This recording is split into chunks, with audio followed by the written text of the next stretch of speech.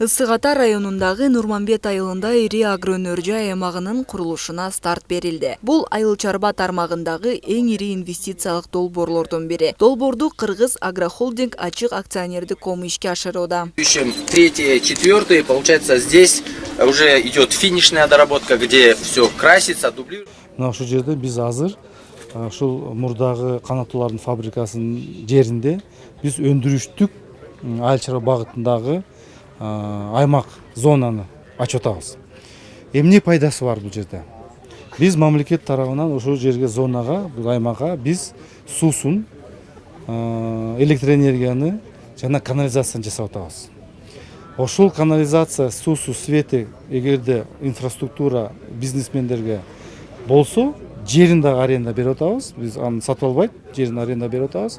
Мына ушул чоң пайда. Анткени суусуна, светине, канализацияга, жерге да көп акча кетип атпайбы?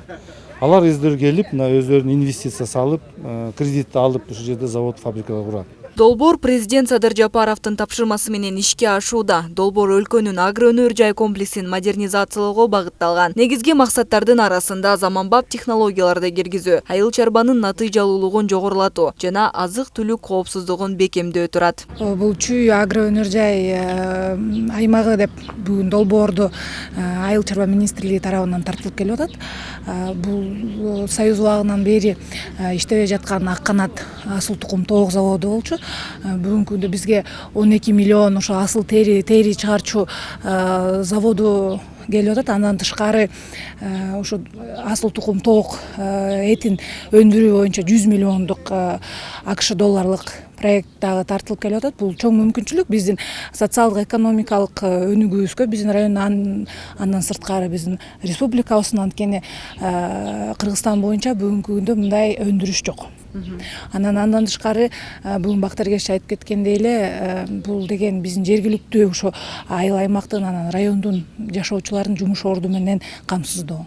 Мезгил кутучасын салуу иш-чарасынын алкагында жалпы суммасы 24 миллион АКШ долларын түзгөн эки инвестициялык келишимге кол коюлду. Түштүк кореялык компания эт багытындагы мал чарбасын өнүктүрүүгө жана агротехнологияларды киргизүүгө каражат салат. Ал эми асыл тери ЖЧКсы менен болгон экинчи келишимге ылайык күнүгө 24 тоннага чейинки терини кайра иштетүүгө жөндөмдүү тери заводу курулат. Планируется строить. Чүй агроөнөр жай аймагында 4,5 гектар жерге заманбап тери заводу курулат. Имараттын аянты 4,5 чарчы метрди түзөт. Завод чейки терини кабыл алуудан баштап, жарым фабрикаттарды жана даяр тери продукциясын чыгарууга чейинки бардык этаптарды камтыйт. Завод будет выпускать полный цикл кожи. Жакынкы аралыкта агропарктын аймагында негизги объектилердин курулушу башталат. Бул жерде фермерлер менен кайра иштетүүчү ишканаларды колдоого арналган заманбап инфраструктура түзүлөт. Бул айыл чарба секторунун натыйжалуулугун арттырып, айыл чарба продукциясынын сапатын жакшыртууга мүмкүнчүлүк берет. Союз убагында чоң мамлекеттик тоок фабрика, завод болчу да. Анан кийин ошол заводду келип көрүп, ошолду жактырып, анан кийин ошол көп кырдуу ишкана ачабыз деп келишти.